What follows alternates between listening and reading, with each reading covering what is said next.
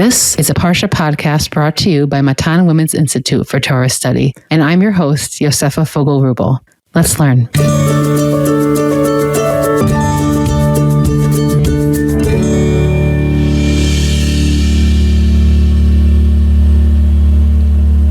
Welcome back to the Matan Podcast, where this year we are exploring the weekly Haftorah portion. This week's episode has been sponsored in loving memory of Daniel Shalom and Refael Yaakov by his children on his third yahrzeit.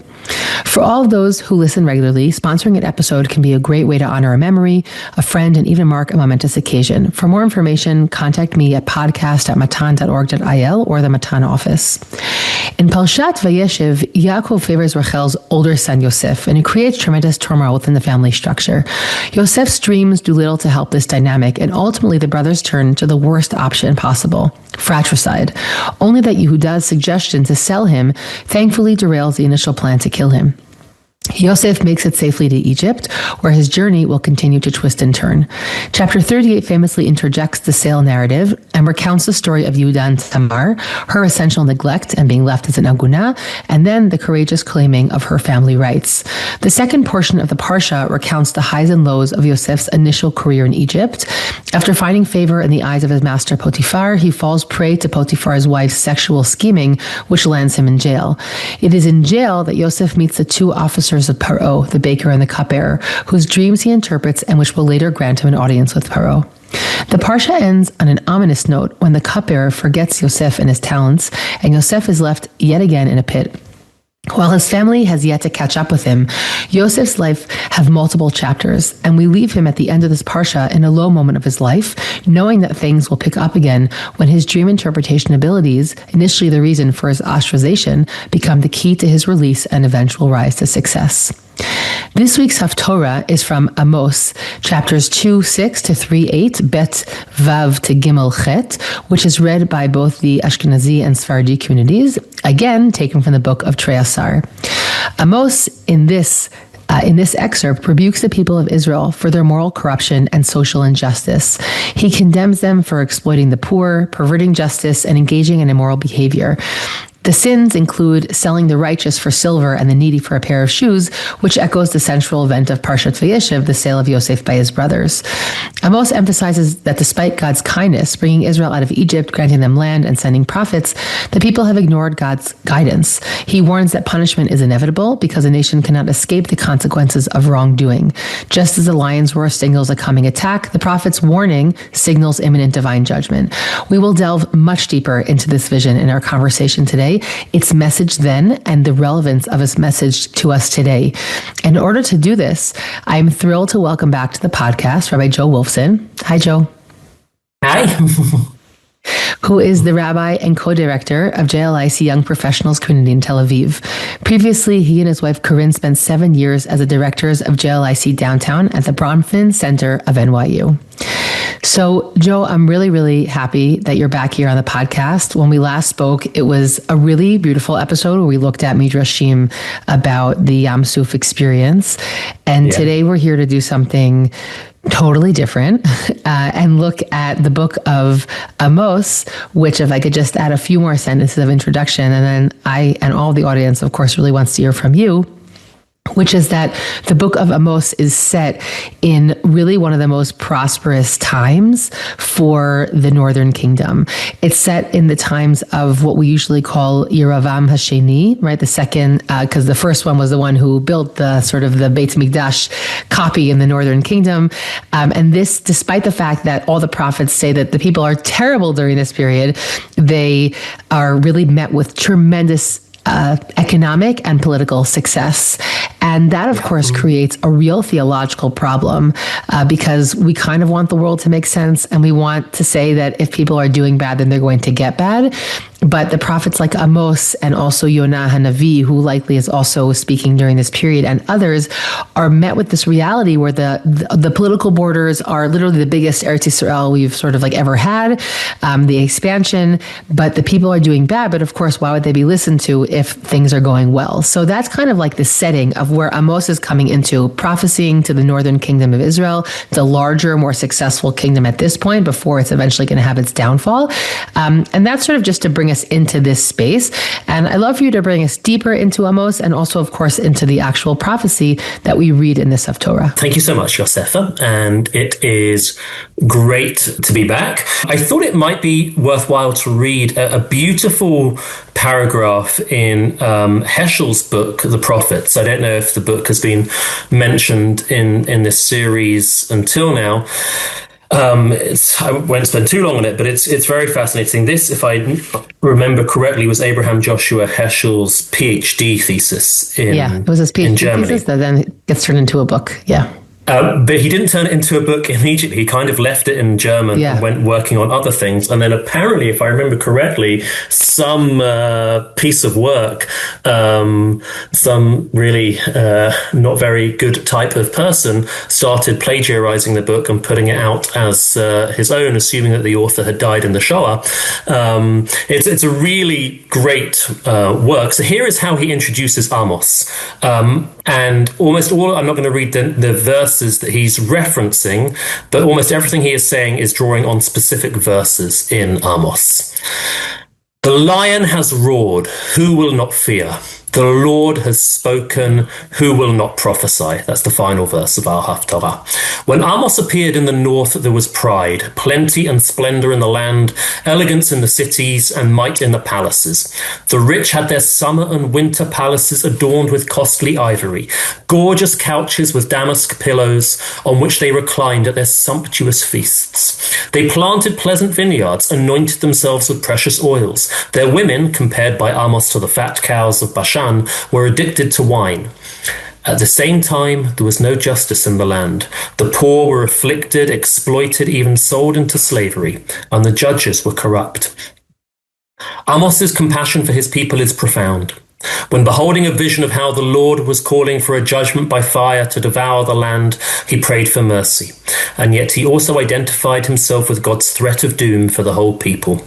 This is the burden of a prophet: compassion for man and sympathy for God. So maybe that's a good jumping off point into our Haftarah. And I think also it's an important piece because, first of all, he makes an oblique reference to a midrash at the end there about, some of the prophets lean more to the side of defending God and some of them lean more to the side of defending man. And he sort of references that at the end there. And Amos does, well, he's not mentioned in that midrash, which really focuses on Eliyahu and Yonah and I'm blanking on the third one. Yirmiyahu, thank you. Yes, and Yirmiyahu.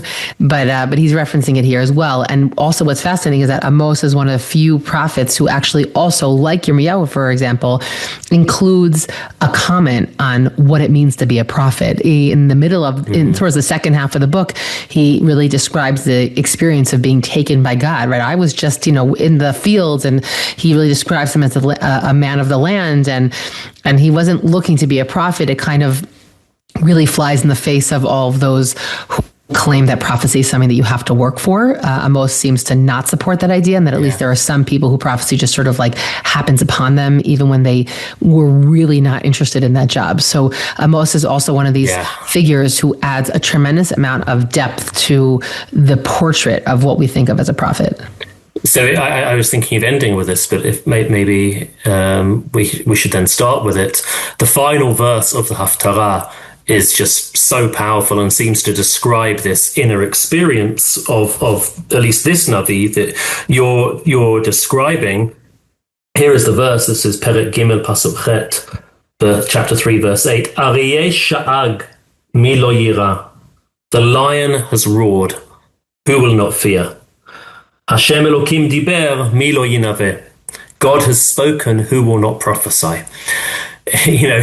What is this not? This is not Kol Dmama Daka, right? This is not the thin, small voice, which, we often like to talk about as like, listening to God in the silence. That's where one hears it. No, for Amos, it's a lion roaring, right? That is the trigger for his Nevuah. When he's reaching for a metaphor, what does it feel like to hear the voice of God? I mean, if we're taking his mashal seriously, the voice of God is the lion roaring. The prophecy is his fear, right? That's what he does with it. So maybe let's jump back into the beginning of the Haftarah. You said in your introduction that something that makes Amos's period unique and important is that it is a time, and archaeology has borne this out, it is a time of great, not just economic growth, but there is wealth. There is an almost aristocratic upper class developing in perhaps in certain ways for the first time ever in Israelite history. Now, you raised the theological challenge with that, and of course everything is theological or religious in the world of Navi, but I think that first of all, for me, what jumps out is that Amos sees this as a social challenge. The very first verse of the Haftarah reads as follows. There are 3 sins of Israel which I will forgive. But I can't forgive the 4th. And what is that 4th one? That they sell the righteous for silver. And the poor for a pair of shoes.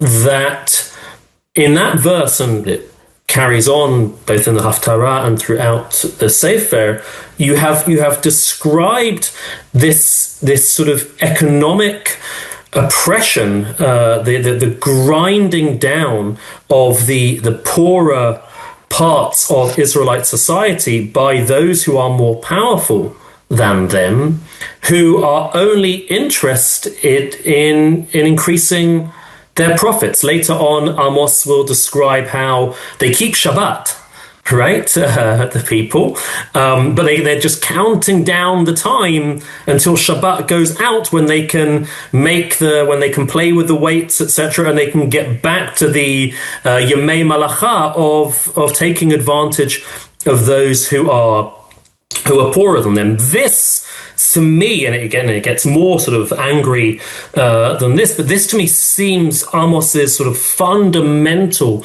message in his book, and certainly in the Haftarah. And it's also worth maybe spending a moment. It's also the connection to the Parshat, that first verse. I just want to comment one piece about the frame of the 3 and 4, because our Haftorah is coming in Perek Bet. But the first chapter of Amos, basically we have a list. We have a list of 7 nations.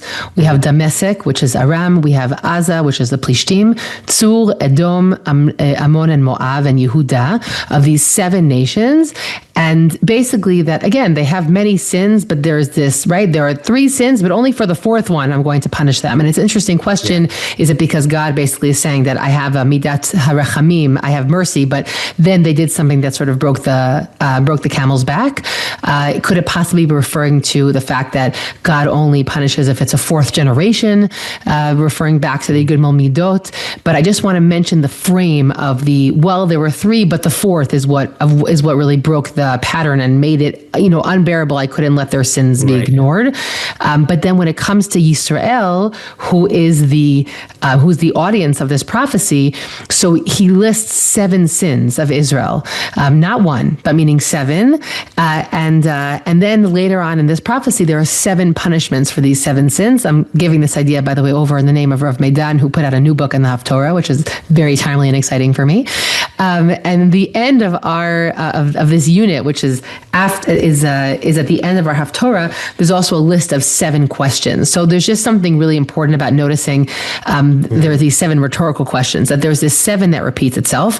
But of course, the anger of Amos is going to come out on the northern kingdom, i.e. the kingdom of Israel, Yisrael, and is going to name all these different sins. As you said, that they are ben adam lechavero. These are going to be societal ills that, as you said, to him are more pressing than the theological question that I mentioned earlier. It's a really important point. He's the prophet who we associate with the question of societal ben adam lechavero sins. Yeah. So maybe let's make a few comments and thoughts on what you've shared so far. You'll probably know this better than I do, but 3 and 4, or 3 into 4, is a major literary theme in Tanakh. I think great professor of Tanakh, Yair Zakovich, wrote a whole work on the 3-4 moves. Often you have three things that push in one direction and the fourth goes in the other. And he sees that everywhere in Tanakh. Eliyahu's thing, Kano kaneti, I've been so zealous for you.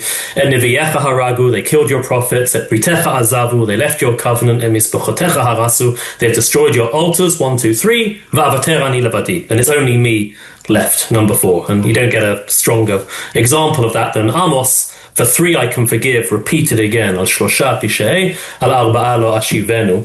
I think it was Yair Zakovich who I heard say the following, which I really liked, that we can assume that the origin of this nevuah of Amos is not him sitting in his study writing, but in the marketplace. Hamochiach b'sha'ar, who is standing rebuking at the gate, and he gathers an audience around him, and he's talking about their neighbors, right? These are the terrible things that Damascus has done.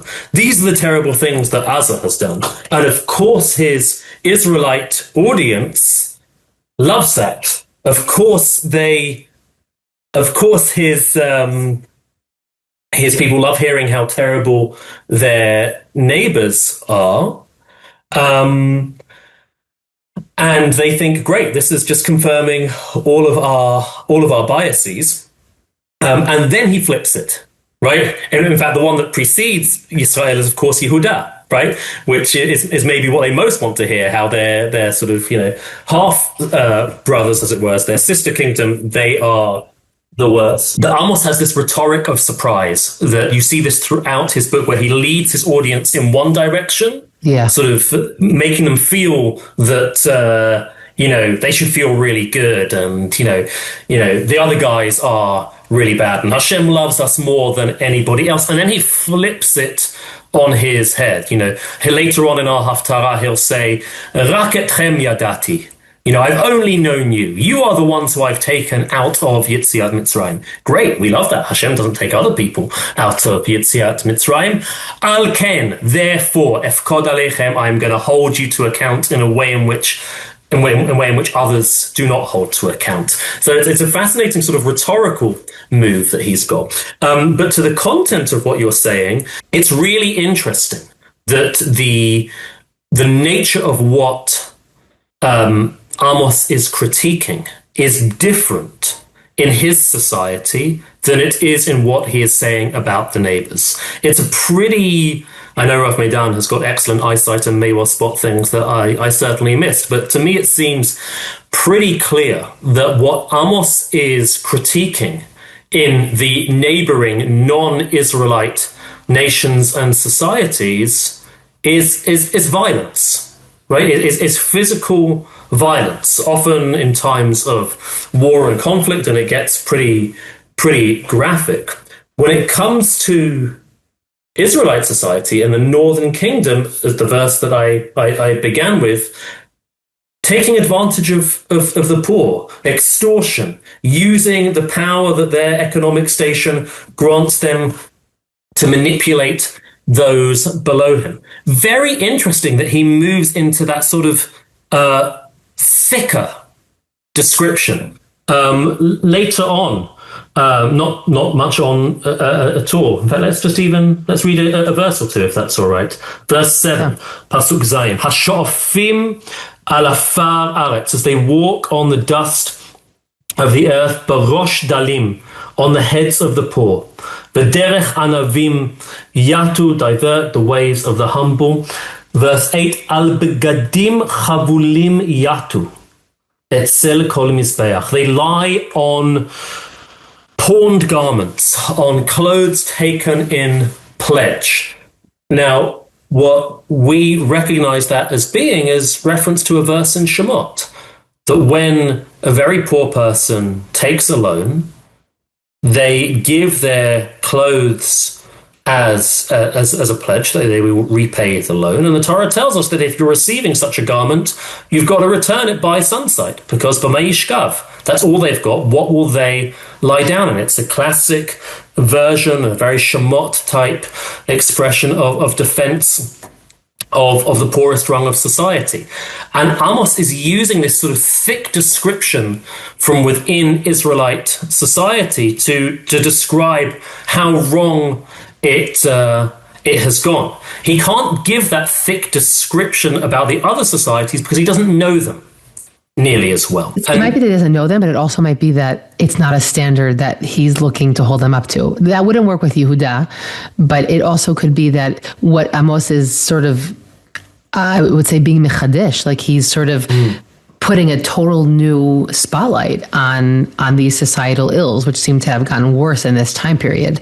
And I think there's also something new about this criticism that says it's not just about who you are or are not killing, but it's also about what you're doing every day, which to us might sound obvious because of the way the Torah has been refracted throughout the centuries. But it's also possible that they had kind of become lax on all those elements of the Torah that, of course, they also got, and they had the Aseret HaDibrot. But I think that he's really probably highlighting something that is fresh and different for the ears of his listeners. So if I can share with you one way in which this piece became very important for me, sort of where it left just being another wonderful piece of Navi and became a sort of important part of my mental framework and how I think about the world. There's a political philosopher at Princeton, quite an elderly man by now, by the name of Michael Walzer. Jewish man and with a lot to say about Jewish ideas as well, who, and this gets into discussions within 20th century political philosophy, he wants to make an argument that the Nevi'im present us with a different way of how to critique societies from the one which has become widespread in the West. They're going all the way back to Plato within the Western political tradition. The way in which you make an argument about what a society should look like is you actually try to remove yourself from the society. You try to get away from it. In Plato's image, you escape the cave until you can get up into some sort of bright, objective sunlight, right? And then from that, you can, describe the ideal society in the abstract and then bring it back to real earth. And this is like super, super influential. In the 20th century, a great political philosopher called John Rawls spoke about the veil of ignorance, that we need to forget everything we know about ourselves. How old we are, our gender, our economic station, our cultural or religious commitments, before we can then describe what a society should look like. And Michael Walzer sees the Nevi'im, and he in particularly focuses on Amos, as actually standing within the city. They don't try to get any distance from their societies. They are completely a part of their traditions. Amos is going to be referencing Pesukim in Shemot, which his audience are going to be familiar with in order to make his critique. Amos time and time again speaks about Yetziat Mitzrayim. And he, of course, Yetziat Mitzrayim, we can assume, would be deep within the consciousness of who are we as a people. But he then uses it as a means of saying, and therefore, we are forbidden from becoming Paro, right? We cannot recreate Mitzrayim of a slave owners and slave class within the own society that we create. And part of the reason why I love this, this is cool actually, if you can you can indulge me in this. You mentioned Yonah at the same time in the introduction, that Yonah seems to be a contemporary of Amos. But Yonah, almost uniquely, is a Navi who is given a task of speaking to a society which we can assume he doesn't know. They are not the northern kingdom, they are not the southern kingdom. What does Yonah know about Ashur, about Assyrian culture? And so his what he says to them, his nevuah, his critique, how many words is it? Od arba'im yom v'ninvei ne'pachet, right? It's 5 words in total. And all it can focus on is the Hamas, the violence which is in their hands. Walzer calls it a thin description, a thin version of morality. Part of the reason why I love this is because I think, as people who live in a broader global culture, Western, whatever we want to call it, this actually pushes us to say no. When we speak about Am Yisrael, when we speak about Medinat Yisrael, when we speak about the Jewish people, we should try and find the language and the concepts and the structures from within our own Masorah to push what we believe in. Right, to find concepts internal to us, and that actually is a much greater motivator because our audiences are already a part of that. I mean, I think I just want to reflect on that idea for a second, because you also used the word thick before. So now I'm happy that everyone knows what that means. That essentially we have Amos, according to this idea, who within the society is not saying oblique general things. He's speaking to the society. He knows, he's naming the exact sins they're doing. They're having slave trade, right? And they're doing all these moral atrocities of what we would call them today. And he's able to critique them from the inside within their own language. It's not unique only to Amos, meaning this is what Yonah being the exception, this is what most of the prophets are doing. And the broader point, correct me tell me if I got this right. The broader point he's making is that we usually think, because of different traditions, that to be critical, we need to have objectivity. But that he's saying that there's an advantage to being critical, dafka, from the subjective perspective of the insider. That is exactly right. I don't have the quote in front of me, but in one of his most important works called Spheres of Justice, he speaks about, I don't plan on leaving the cave or leaving the city. I want to stay within my city. I want to use the terms, and what I might sacrifice in objectivity, I gain in connection. He calls it the connected critic, and that the Nevi'im are the earliest examples of that. I still want us to jump a little bit more into Amos, but I just feel like this is the right moment to ask you, because I know that this isn't just political theory for you, and I know that this also impacts your life and choices you've made, right? Am I over assuming my understanding? Meaning, I think that there's something here about even, Batoch Ami Ani Yoshavet, which is from a Haftorah we saw a few weeks back from the book of Melachim, but there's. Sometimes we do need objectivity or perspective on where we are, but sometimes dafka, by being in the thick of things, we have a perspective on what's necessary that we can't possibly have if we were a stranger walking into a strange land and trying to, figure out what that society needs. So I do just want to ask you this personally, that where has this taken you? Meaning, where these ideas, obviously the moral criticism of Amos, but the idea of also being in the thick and being on the inside, where has that gone for you beyond the political theory? I'll share two things. Firstly, just as a community organizer, I have a wonderful community in Tel Aviv. For 7 years, I had a wonderful community in New York, and a lot of my effort was directed to how can our community be put to work usefully in the city around us. So to give a very simple example, just from the last 2 years, which everybody listening will be familiar with, we found ourselves in Tel Aviv in the weeks and months after October 7th with, on the one hand, very few international tourists, but the hotels all totally full with those who had fled the south, and then a few weeks later the north, and the hotels were filled for months with people who became spoken of in Israel as mefunim, translated into English as evacuees. And from very early on, we did huge amounts of programming, stuff for kids, stuff for exhausted mothers. We had a family match program. We had a work program. We take ice cream trucks around the hotels occasionally. Lots I could talk about. But the point that I want to make is we made very clear early on that we were not going to be using the word mefunim. Nobody wants to be called an evacuee. That's nothing that anybody aspires to. Instead, we were going to be using the word orchim, right? These were guests in our city. Right? If October 7th was Simchat Torah, then the people arriving in Tel Aviv were within the first weeks of Bereshit. Avraham and Sarah are in the air, Parashat Lech Lecha, Avraham sitting at his tent. And I said to our community, we have the opportunity for the largest Hachnasat Orchim in history. We're talking about tens of thousands of people. And I found that every event that we would do, we would start off by saying, this is not chesed, this is not tzedakah, atem mibchinatenu orchim, you're our guests. And the only thing that we ask of you is that once all this is over, shetazmin otanu elechem, that you invite us to yours.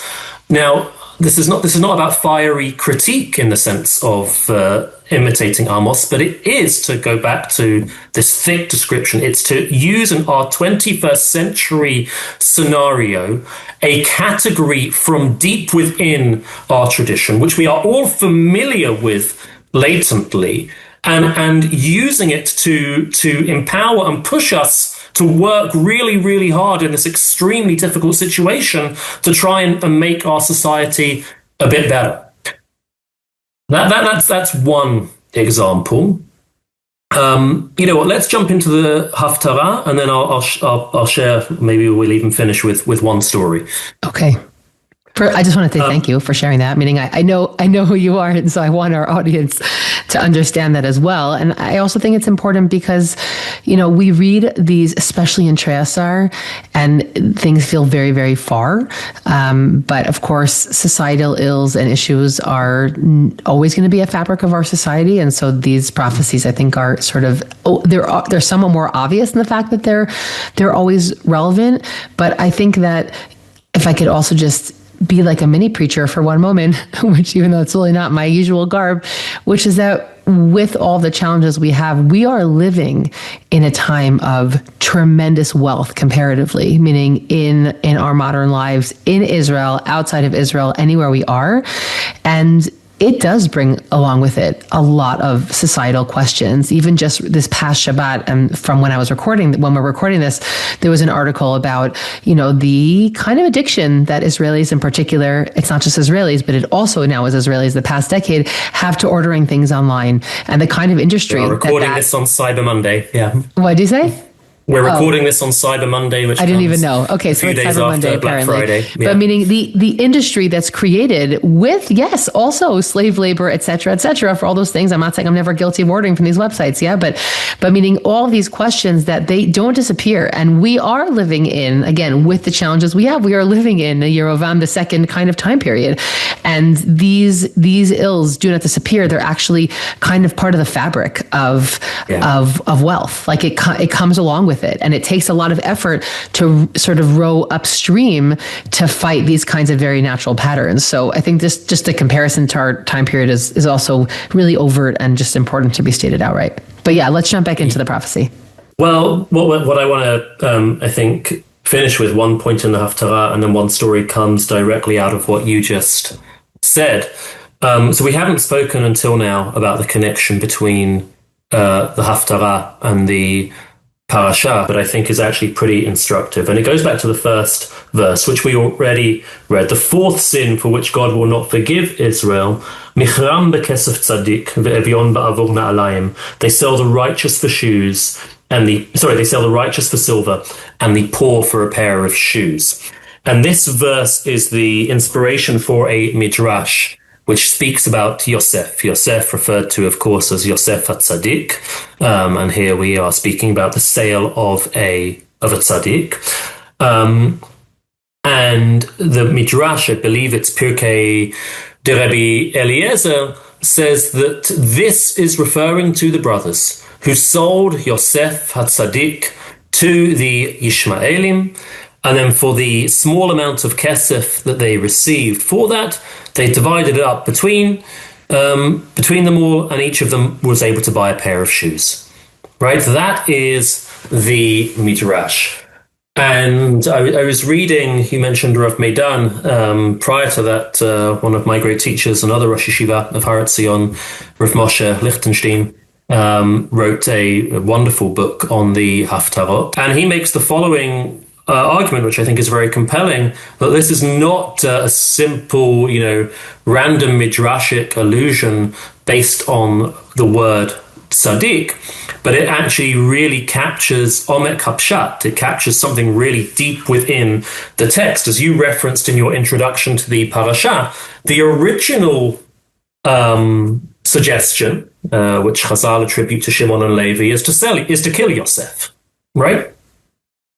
And of course, from Yosef's perspective, Yehuda's suggestion of no, keep him alive, is actually a far better one on the surface of things. But actually, something pretty dark is going on within that, Yehuda is the first one to use the word achinu, our brother. And what does brother mean? Right? So, fraternal feelings should, of course, mean care and love. But Yehuda views it through the prism of ma betza, of what profit can we derive from him? Why kill him when we can make a buck? Right? Rav Moshe even develops it so far as to say that, for brothers to want to kill one another is, of course, terrible and tragic, but in a certain messed up way actually shows respect for the other person. They are so dangerous to me, they need to be eliminated. That's terrible, but it recognizes the status of the individual. Yehuda, by contrast, actually doesn't see that. He sees Yosef as a means to an end, right? We can convert him into dollars. And that is exactly what Amos is talking about. Amos is talking about that mindset of Yehuda in the parasha, having become the widespread in the powerful, moneyed classes of viewing the people that should be their brothers and sisters as actually just a means to an end, a denial of their humanity, of the tselem Elokim, of the image of God within them, and as just an ability to scrape out a little bit more. That for me is a profound and deep connection between the parasha and what the Navi is talking about. And I think what's also important to say is that many of us will say, oh, well, we wouldn't go so far as to kill somebody, right? But we commit these moments of like erasing people's humanity all the time. Like, can I give you a really silly example? Because it's something I really think about. But and I am so guilty of this sometimes, but driving violations, like cutting lines on the road in this country, and believe me, I have been guilty of it, and I know how to stare myself in the face when it happens. But whenever there's like a massive line of cars and somebody goes around all of them, sorry, this is an Israeli phenomenon, goes around all of them, and because they just want to get to the front, they just cut 30 cars. And I always say inside my heart, I said, they just had to erase the fact that everybody in their car is a human trying to get to the same place in order to do that. It's a silly thing. It's not a big deal. It didn't make an accident. We do it all the time, but there's an erasure in one's heart about the existence of the other person. And so we all feel great about ourselves, like, oh, I wouldn't do that. I wouldn't kill somebody. Okay, great. Thank God. Right. But we have to, in order to do all different kinds of just inappropriate, wrong things in society, we go through that little action in our heart often. And again, if we're honest with ourselves, we know when that happens. And I agree with you. That's a very, very profound point, meaning we take it to the extreme in the Amos prophecy about slavery. And slavery is the extreme of how to erase people's humanity, which is why he brings up Mitzrayim so many times in this prophecy of like, you've been taken out of Egypt, but you've forgotten what Egypt stood for. And you look at it as being chosen as if it doesn't matter what you do, but your chosenness won't live on forever if you keep behaving this way. But it's also in much more micro moments that this kind of thing happens, that we just don't see the humanity in another person. And it could be as silly as just like not saying hi to people. You know what I'm saying? And it's so hard. They're really hard things to retrain ourselves to do. But I think this is a prophecy that reminds us of that by using extreme examples. Yeah, absolutely. I think you had a story. Yeah, so I'll finish with this. It's a story which I love, but also a story which has had quite a profound impact on me. In New York, where we lived in Lower Manhattan, on the one hand, there was huge wealth and abundance. To be a student at NYU cost $70,000 a year. The shops of Fifth Avenue are the shops of Fifth Avenue.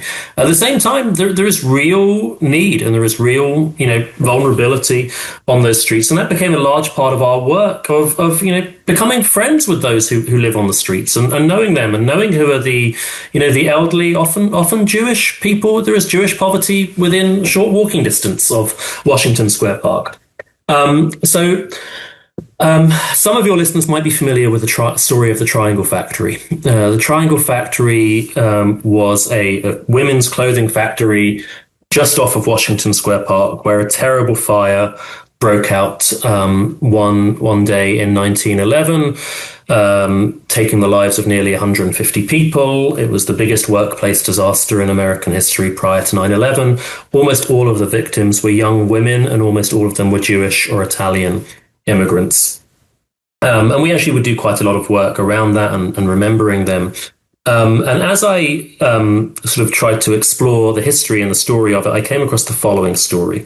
The 2 years prior to the fire in 1909, the Triangle Factory had been the scene of a major dispute between the Jewish workers and the Jewish bosses, the owners of the factory, about working conditions and pay and hours. And this had been throughout New York City, and the Triangle Factory was the last holdout.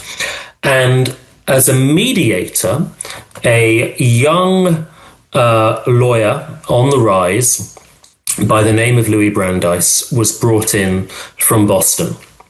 And Brandeis was what is called a Boston Brahmin, a very assimilated Jewish family. Of course, people know his name, future Supreme Court Justice.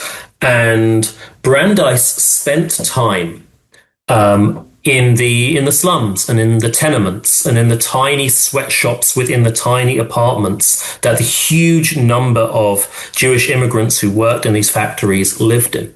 And it was Brandeis's first time ever really getting to know Amcha Beit Yisrael, the poor masses of Eastern European Jewish immigrants.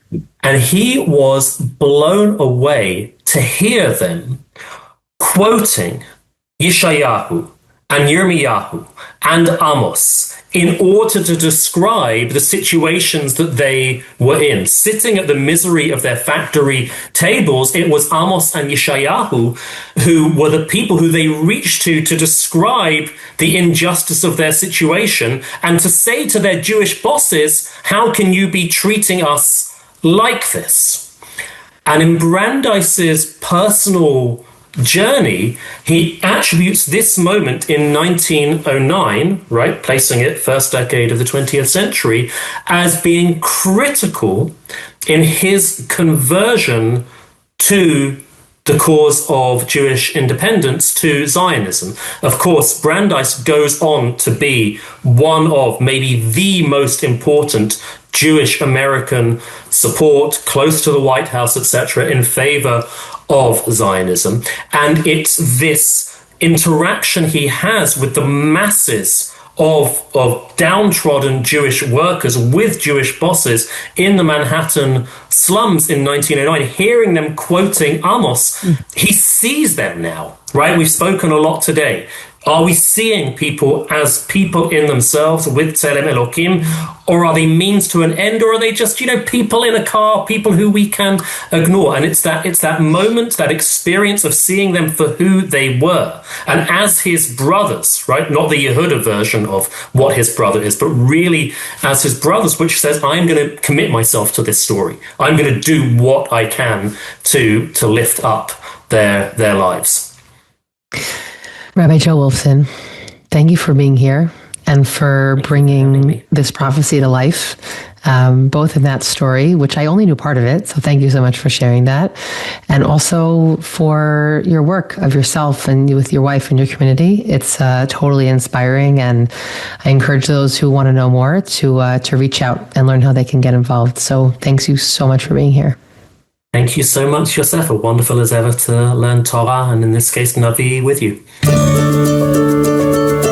Thanks for listening to this week's episode from Matan Women's Institute for Torah Study. If you would like to sponsor an episode, please contact the Matan office or email me at podcast@matan.org.il. Please do us and all women's Torah learning a favor and share this episode with all of your friends and family.